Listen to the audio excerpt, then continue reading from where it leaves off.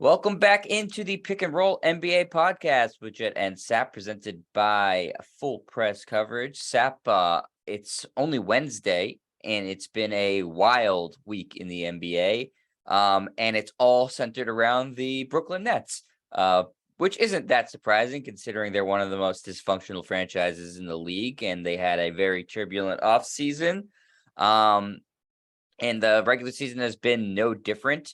They just fired their head coach, Steve Nash, after only 7 games and a 2-5 record. Actually, they lost last night, so I think they're 2-6 now, Sap. And that wasn't too much of a surprise because we knew that Kevin Durant and Kyrie Irving weren't particularly big fans of Steve Nash, and he hasn't been the greatest coach in the world. But what is surprising is who the Nets have reportedly chosen to be the replacement for Steve Nash, and that is suspended Celtics head coach Ime Udoka.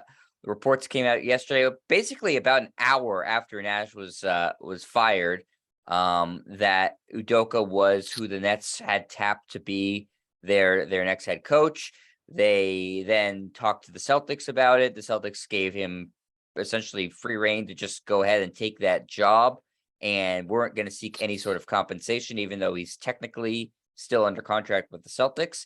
And all that we're waiting on now really is a formal announcement from the Nets that that Udoka is the guy. So lot of questions here, a lot of ramifications. But Sap, let's start with your thoughts.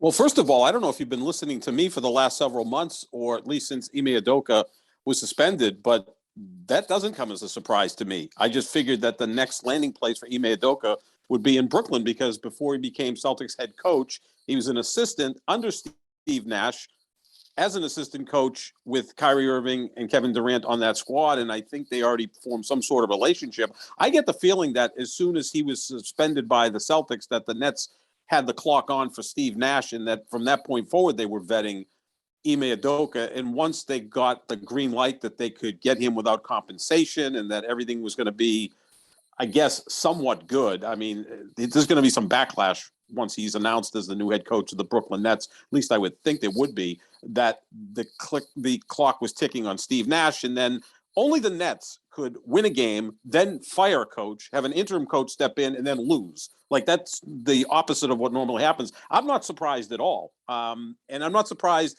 that the Celtics are going to let him out of his contract, because I think the Celtics, as we've talked about many times, are not the most financially flush team in the league, right? I mean, obviously, Rick Grossbeck and the owners are wealthy guys. They all are to own an NBA team, but they're nowhere near as wealthy as, say, Joe Lacob with the Golden State Warriors, or Steve Ballmer certainly with the Clippers, or just about any other owner.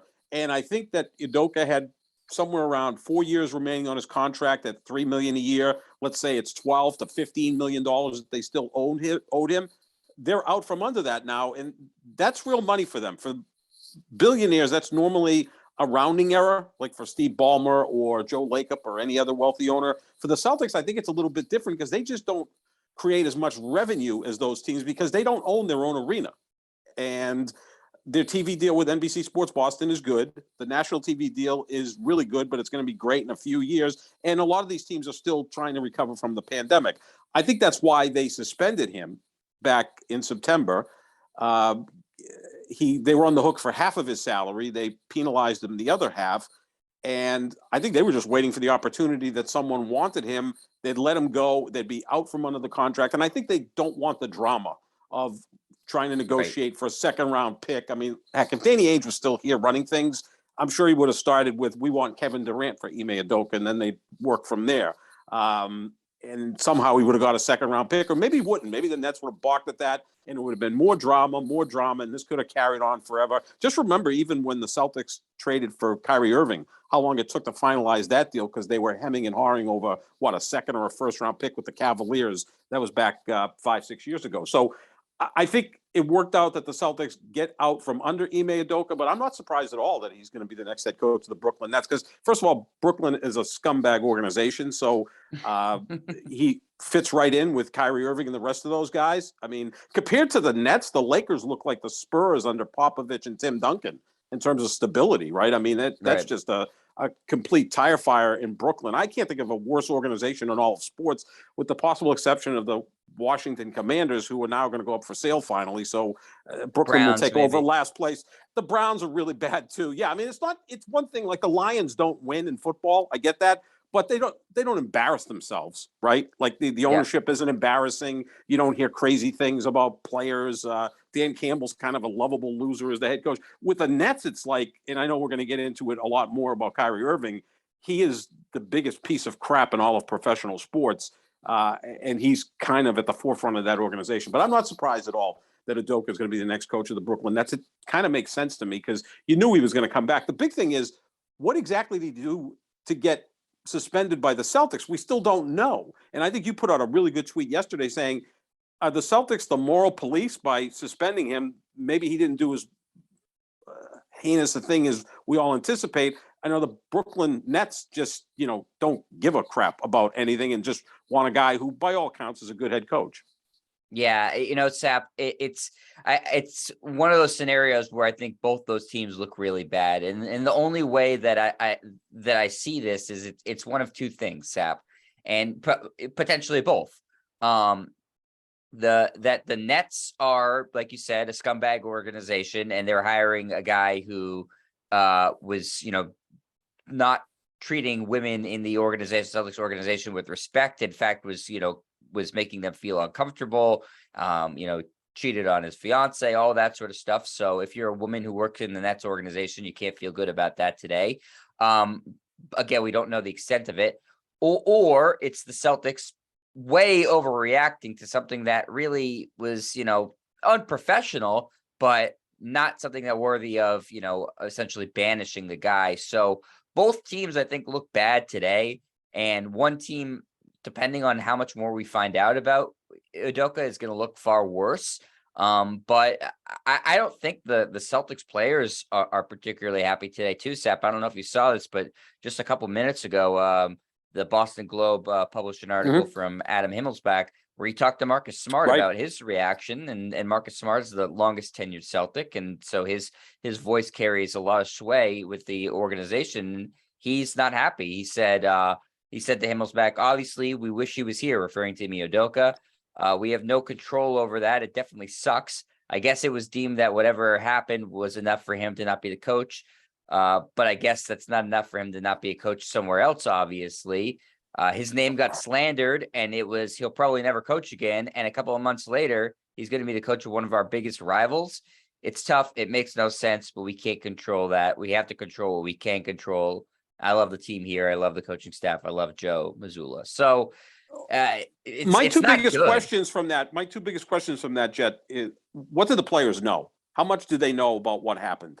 And how in the hell in this day and age do we not know more about this? I mean, the Daily Mail came out with some of the details, but none of the reporters that cover the Celtics or the NBA know what went on. Or if they do, they're not letting us know because maybe they don't have a second source. Maybe the lawyers for whoever they work for are saying, we're not touching this because it's a potential lawsuit. Like, we haven't found out about this stuff, or at least more of the details. So the players must know something. And I'll be honest with you, Smart's comments to me are somewhat tone deaf in this sense. If I'm Joe Mazzulla, how do I feel? Because now I'm the interim head coach of the Boston Celtics. I don't know if they're going to lift that tag from him, 6 games into his career as a head coach, an interim head coach. But how do you feel if you're Joe Mazzulla when one of their prominent players says, we wish he was still here? I mean, that doesn't sell well for me if I'm Joe Mazzulla. This whole thing could really implode 2 franchises. The Nets, who are just, they would need Sigmund Freud circa, 1880 to coach this team. I mean, there's such a mess. I don't know who could handle them. I mean, Phil Jackson, who could handle personalities better than anyone, would probably walk away from this group of Kyrie Irving and Ben Simmons and Kevin Durant and the rest of them. And this could really fracture the Celtics, right? If the players are still in support of Ime Udoka. And now if I'm Joe Mazzulla, I'm like, guys, I'm the coach. Are you going to support me, or are you going to long for the days of Ime Udoka? And unless we find out exactly what happened, it's all left to speculation, which that's dangerous. Yeah, the Celtics have not handled this situation well at all. They've handled it with like all the aplomb of the Washington Commanders or the Cleveland Browns. Honestly, it's been a disaster how they've handled it from the get-go. This is the quote that to me, Sap, might be the most damning for Marcus Smart in this piece, is that he said, "It really doesn't matter what we say to the front office. We can voice our opinion, but I'm sure it's just going to be, yeah, we hear you, and that's it." That's not good. That means that the front office and the ownership is not communicating well with the players. And that could certainly lead to, like you said, Sep, a fracture. And the team's playing pretty well right now. Not fantastic, but they're playing well. And they obviously have championship aspirations. And this is the last thing they need to have, this sort of distrust between the front office and ownership and the players, and internal, bad feelings about who the coach should be or shouldn't be. And then for the Nets, Ime Udoka certainly at the end of last season was looking like one of the better head coaches in the NBA. This is a completely different situation than what he had with the Celtics last year. And, this is something he's got to have to try to turn around on the fly with players. Okay, he knows them, but he knows them as an assistant coach, not as a head coach. And it's only gotten way worse since he was in Brooklyn, Sap, 2 years ago, in terms of where these players are at. Yeah, I mean, he was in Brooklyn when Kyrie and Durant were playing. He was there when they got to the second round of the playoffs and lost in Game 7 in overtime to Giannis and the Bucks. Then he became the head coach of the Celtics. The year before he was in Brooklyn, he spent 1 year in Philadelphia. Before that, he had been an assistant for a long period of time in San Antonio. And some of these moves were lateral, which, again, sometimes your mind starts to work. Was he having issues like this in San Antonio? They moved on from him. He went to Philadelphia, spent a year there. Were there more issues in Philadelphia? He moved on to Brooklyn. He had issues there and finally got his head coaching job, and the issues continued with the Celtics, and now he's back to Brooklyn. I mean, there are issues here with Ime Udoka. Again, all we are left is to speculate, and that's, again, a dangerous thing for anyone. And unless the Celtics divulge what actually took place, or some reporter doing their job and not being held back lets out what exactly happened, that's what's going to happen. We're going to speculate, and that's going to lead to many, many different conclusions, or no conclusions, actually. So, yeah, it's a mess, and he's going into a place where you've got Kyrie Irving, Kevin Durant, Ben Simmons, a total fire tire at this point. Good luck to him. And the Celtics, meanwhile, now are, again, prominent players longing for Ime Udoka. And now you've got a 34-year-old interim head coach who's like, how much support does he have in the locker room? We don't know. Yeah, it's a bad situation, and it's only gotten odder. And that the fact that it's so quick into the season that this is happening. I think a lot of people are expecting the Celtics to hold on to Udoka until the end of the year and then sort of part ways mutually, and then maybe a team like the Nets sign him. But so quickly into the season, it just creates another bizarre wrinkle into this whole story. And we really need more information, like you said, Seth. That's the key. We need more information. We don't have it, and until we do, all we can do is speculate. And so that's not good. It's not good. The Nets look like a dirtbag organization, which they already did. The Celtics look tone deaf to me right now. The players seem unhappy, and so we'll have to see how it progresses, because there's, as we said when the story first came out, Sap, there's far more to be revealed, and we're in the same boat, right now on the 2nd of November than we were just over a month ago when this story broke. So we'll have to see what comes out. But that's not all for the Brooklyn Nets, Sap, as they've had controversy before this happened with my least favorite player in the entire planet, Kyrie Irving. Sap, this has just he's gone down this rabbit hole of being a guy who's kind of like, we says stupid things like, they're at this flat, and then had this whole anti-vax, to now he's starting to say, dangerous stuff. And this culminated with a tweet that he had the other day, where he just threw out a link to a movie on Amazon called Hebrews to Negroes, Wake Up Black America, the movie, based on a book, same director that is the author of the book. And essentially the book and movie are both rife with anti-Semitic conspiracy theories, falsehoods, tropes. And we've already been dealing with a lot of anti-Semitism in the country and in the world, no thanks to Kanye West and some other, bad actors and stuff like that. And the situation only got weirder and worse, Sap, as immediately after Kyrie put that out there, the Nets owner Joe Tsai tweeted it that he condemned it. And then Kyrie Irving had a press conference for the ages a day later where him and, was it Nick Friedel, Sap? I believe so. Yeah, a reporter. ESPN. Right. Really got into it back and forth for about 2-3 minutes where Kyrie wouldn't take any sort of ownership for what he did and essentially denied any sort of wrongdoing and really it was ugly. One of the worst press conferences in NBA history, one of the lowest moments in NBA history, in my opinion, Sap. And now Kyrie's not even talking to the media because the ownership or management thinks that cooler heads need to prevail. It's an ugly situation. It's only gotten uglier, Sap. And there's a lot to unpack here. Yeah, the thing with Kyrie Irving is he likes to have this discussion, but he's the only one that can speak. No one else can speak. He'll put stuff out there, and when he's questioned about it, now he pushes back and shouts down the reporter. Look, Kyrie Irving is an incredible basketball player. Put that aside, and it seems that other people can't put that aside and make that prominent thing about him, because I haven't heard one NBA player speak out against what he did. Not one NBA player, right? And I get that there's exactly one Jewish player in the NBA. It's Deni Avdija from the Washington Wizards is the only Jewish player in the NBA. And if he spoke out, no one would probably pay attention because no one knows who he is. And so he's not even a prominent player. Where are the rest of the stars in the league that are very woke when it comes to social injustices, right? Pushing back against social injustices. And I'll throw my man out there, LeBron James. One of the reasons I like LeBron so much, besides I think he's the greatest player ever, I think he usually weighs in pretty consciously on these social injustices. Where the hell is LeBron James? Speak up. I know that he was your teammate and you won a championship together and maybe you want him on the Lakers or whatever, but this is much bigger than basketball. Speak up and say what Kyrie Irving did was wrong. Thank God for Charles Barkley and Reggie Miller. Charles Barkley's a national treasure. Yeah. When I was watching him last night, I was nearly in tears. My Boston accent broke in there for a second. I apologize. I try to keep it down.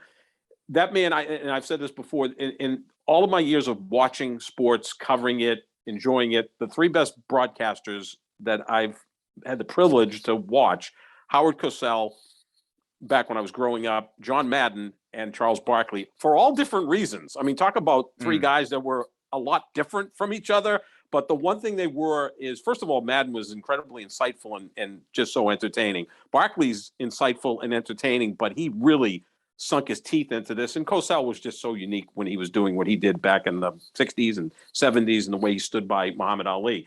Those are the three guys. And Barkley's a national treasure, and he just was sensational last night on TNT. And Shaq, I'll throw Ernie Johnson in there too, Seth. Ernie Johnson as well. Yeah, Kenny Smith kind of lost me at some point, and he sometimes does. But again, I think you don't necessarily want to have just four guys piling on, but there are certain things that we can all agree on are wrong. And what Kyrie Irving did is wrong. And Barkley spoke up. And thank God for Reggie Miller as well, speaking up. And where the hell are all the players in the league? Where's Jaylen Brown, who has a problem with everything, right? But apparently it's okay to just be hateful to Jewish people.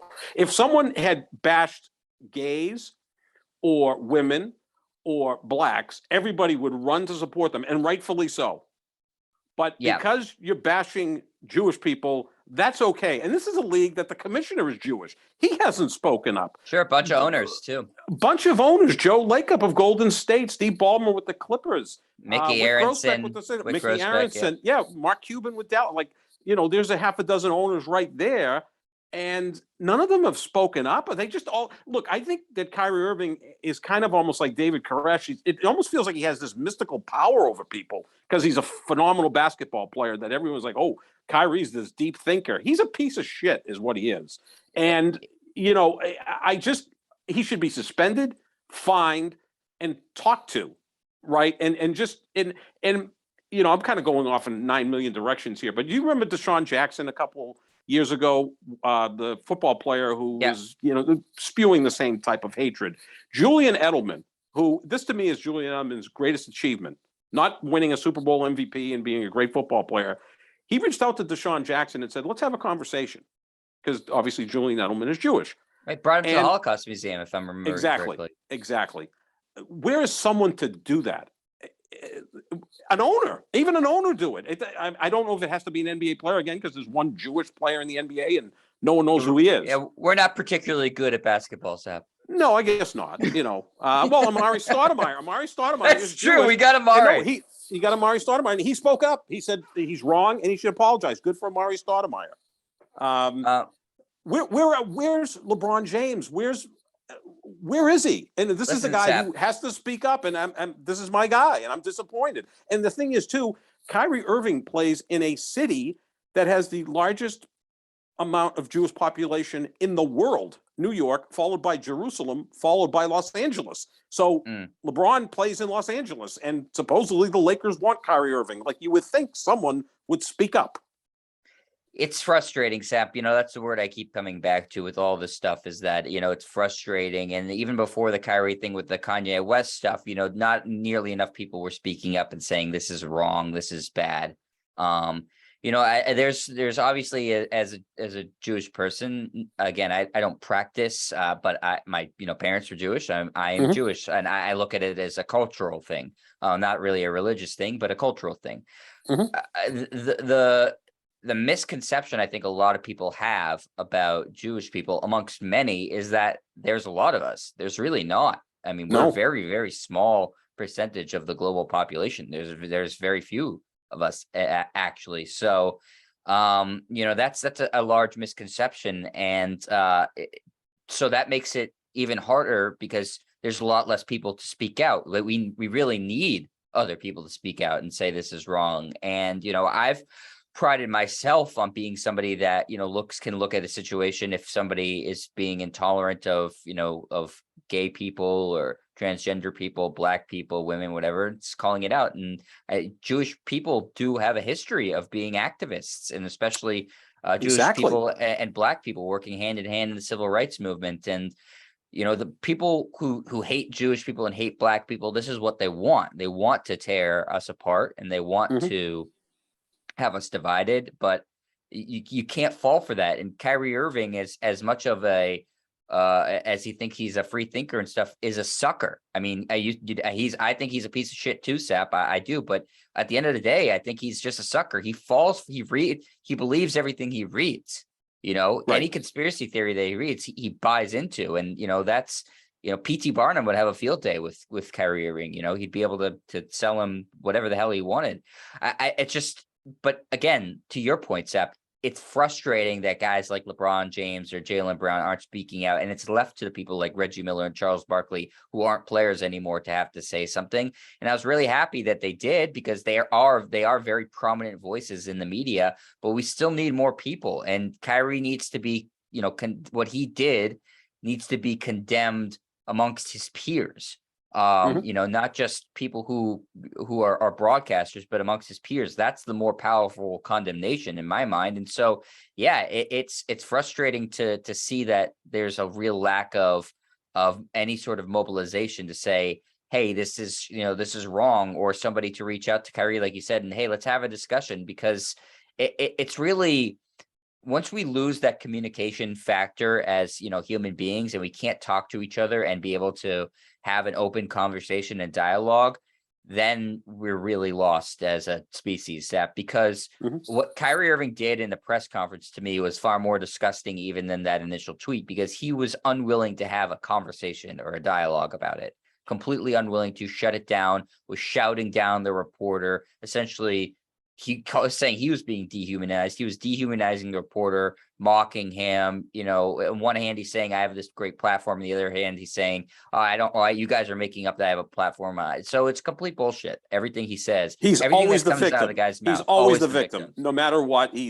Again, I always say that Russell Westbrook is the least self-aware athlete I've ever seen. Kyrie Irving actually has taken that title over from Russell Westbrook. No, that's the thing about the Lakers. Like, I want LeBron to speak up, but they're not like a bunch of bad guys. Like, you look at the Nets, and it's like, it's a circus with Kyrie and Ben Simmons. Does he really want to play? And Kevin Durant's, I found out at 1:15 while I was taking my nap that Steve Nash got fired. Bullshit.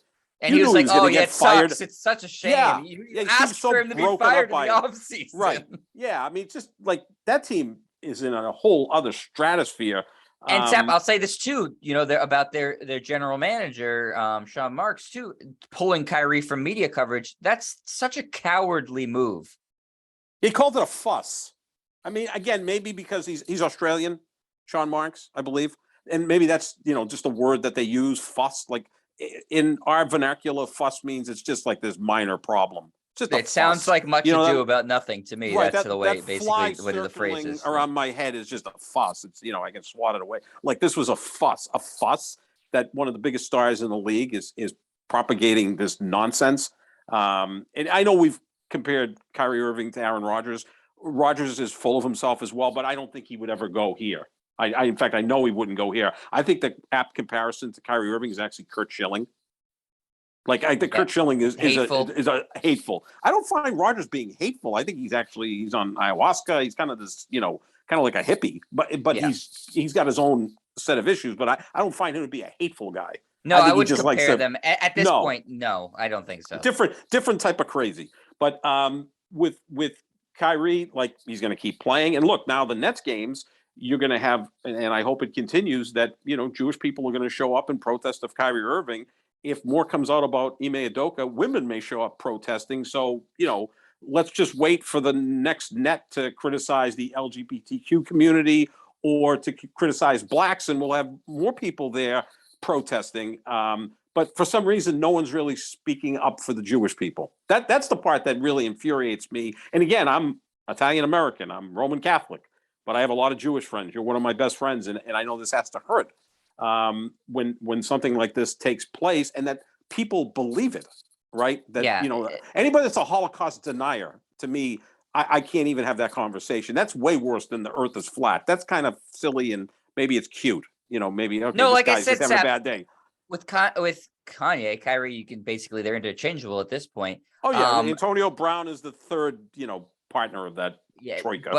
But that his sentiments have gotten more and more dangerous in my opinion, in that okay, the earth is flat, all right, ha ha ha, you're an idiot, the vaccine doesn't work, I'm not going to get the vaccine, all right, that's dangerous, that's not good, why are you doing that? And then putting out anti-Semitic stuff out there, and that's really bad too. And this is somebody that he's talked about Louis Farrakhan in the past before too, with reverence as to a lot of people, and that's he's an awful anti-Semite, also the guy who put out the hit on Malcolm X. So know your history.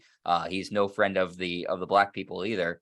And Sap, this is again, it's not just players not speaking out, but the statements from the NBA and stuff have been just so half-assed and weak. This was from the NBA PA yesterday, Sap. Just a little tweet, which he's a vice president of, right? Vice president of. This was their tweet.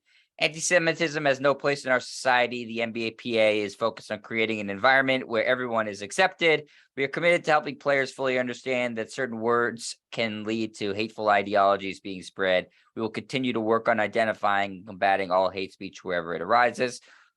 Okay, so why this is awfully out of the blue, NBA PA. Why are you putting this out here now? Right. Is it possibly because your vice president is responsible for this? And no mention of Kyrie Irving, right? And look, there are probably other players in the league. In fact, I will guarantee you there are a lot of other players in the league that believe 100%. What Kyrie Irving had to say. 100%. Steven Jackson went to bat to defend Deshaun Jackson, right? A couple of years ago. Like, are we waiting for Julian Edelman, who's been retired from football for 3 years, who was a good enough man to reach out to Deshaun Jackson and try to educate him? Is he going to be the guy that reaches out to Kyrie Irving?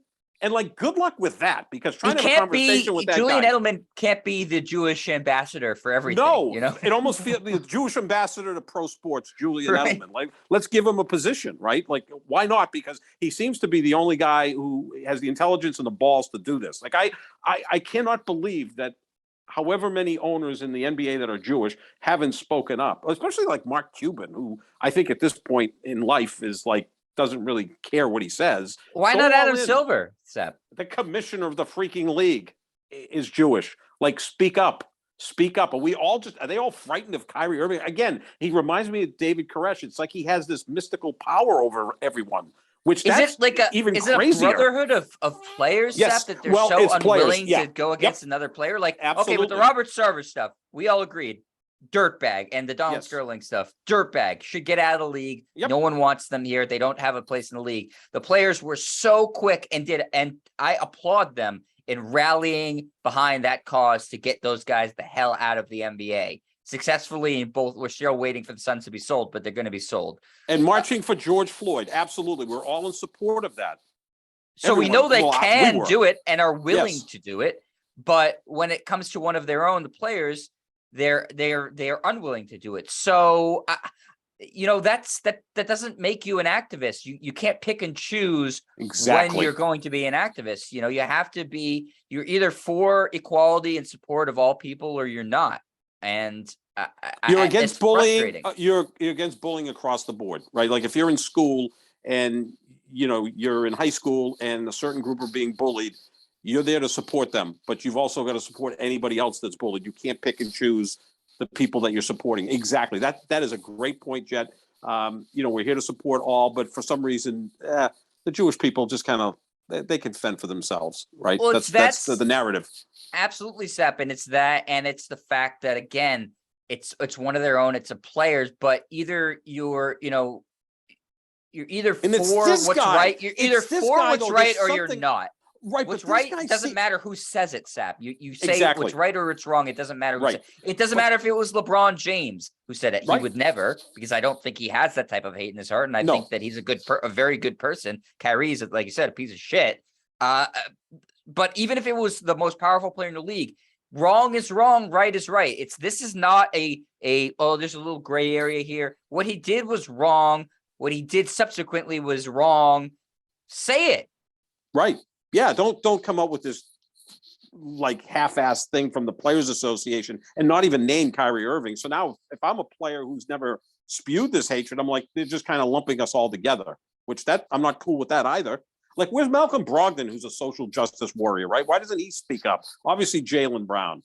LeBron's the leader of the NBA. I mean, he's the most visible player still, right? Like, why doesn't he speak up? Is it just he's thinking, well, maybe Kyrie's going to come to the Lakers in 3 months and save me? I mean, have we gotten to that point that that's more important than repudiating what this guy had to say or what he endorsed?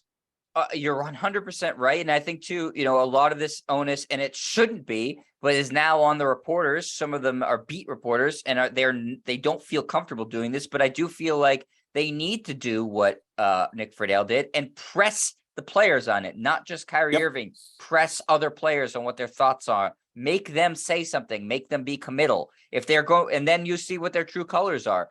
But a lot of them are these beat reporters are so afraid of hurting relationships with their sources or whatever that they're not willing to do it. But this is the time to put those journalism degrees to use, and actually press some of the players on it. I'm not saying you have to ask them every single time they're up, but get a reaction. Every player in the league should be asked at least what they think of the situation, because it's a national story. And if they want to say no comment, then you can interpret that however you want. But I'm sure some of them would have something to say, but you need to force them to say it, because at this point, it's startlingly obvious that no one is going to go out of their way to say anything to condemn Kyrie Irving.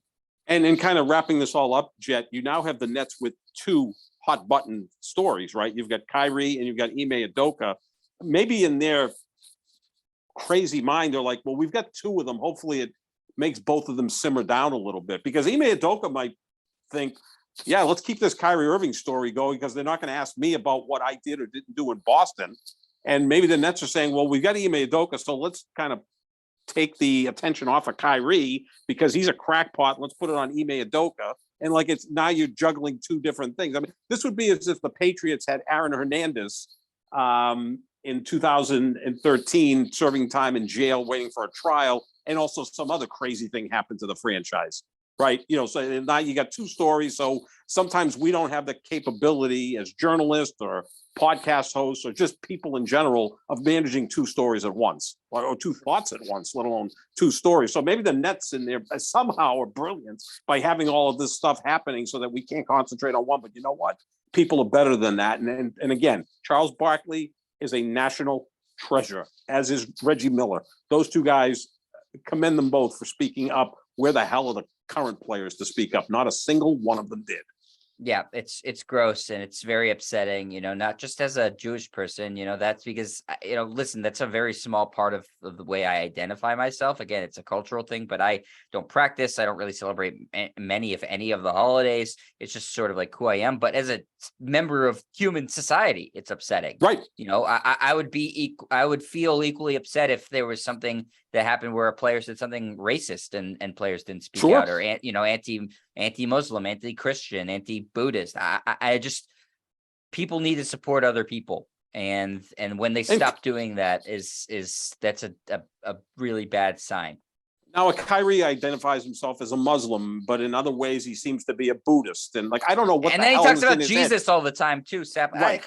He doesn't even know what the hell he is. He's just again, that team needs Sigmund Freud to coach them, but he, died in 1900, so I don't think you can exhume him to come back. And I don't even think Sigmund Freud would want to deal with that. Need an exorcist is what they actually they really need do. For that team. Yeah, and good luck. I hope they keep losing.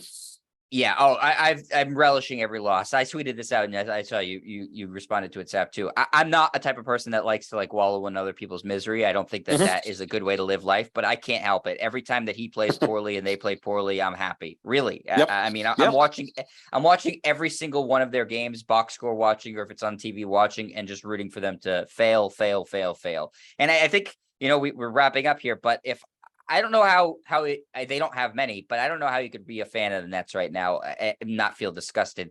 You can always come back and say, okay, at some point, they'll right the ship and these players will be gone years down the line and stuff like that. But right now, with the Kyrie and now Udoka coming in, just their moral compass seems to have been smashed. And so, right, I don't know how you can support a team like that. People will, obviously, if you just look at the comments on social media, people obviously don't care. But it's gross, and they've taken the title of the worst organization in sports in my mind. I want to see the former player who I think we respect probably more than anyone speak up on this, and I'm not aware if he has or hasn't. Kareem Abdul-Jabbar is obviously right, one of the icons of the sport. Will he speak up? I hope so, because he will do it with clarity. And he hates Kyrie Irving, so. He hates everybody. He hates LeBron James because LeBron's going to break his scoring That's record. True. He doesn't like LeBron and also, either. Yeah, he's not a big fan of too many people. I mean, Kareem is kind of iconoclastic, to say the least. But someone has to speak up. I'm sure if Bill Russell were still alive, he would have spoken up. But yeah, this is just hideous. It really, I like it. It's crazy. Next Lakers game, Sap, a reporter after the press conference, after the game, needs to ask LeBron, period. Absolutely. You know what? Damn the torpedoes. You got to do it. So we'll see what happens, Sap. It's certainly a situation we're going to continue to monitor with both Kyrie and Ime Udoka and how it affects both the Nets and the Celtics.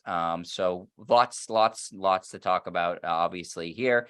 And we will be back with a new podcast very, very soon. Plenty of news always going on in the NBA. And we didn't even talk about how the teams themselves are doing, just all this drama. But make sure you follow us on social media at JohnSap25 and at Jet Stryer. And you can find the podcast wherever podcasts are found. Just type in the Pick and Roll NBA podcast with Jet and Sap. Thanks to Full Press Coverage. And we'll talk to you later, everybody. See ya.